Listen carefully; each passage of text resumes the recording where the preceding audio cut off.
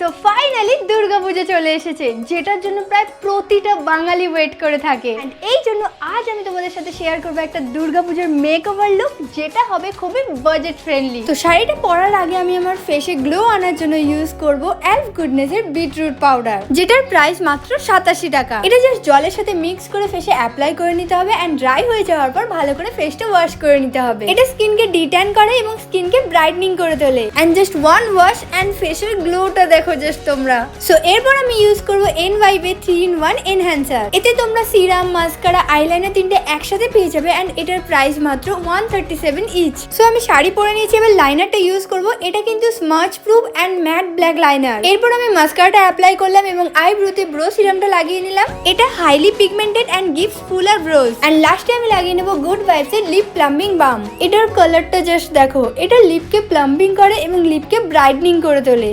So এরপর আমি টিপ আর গয়না পরে পুরোপুরি রেডি পুজোর জন্য। তো আমি কিন্তু অনেক কম বাজেটে আমার এই পুরো লুকটা কমপ্লিট করেছি।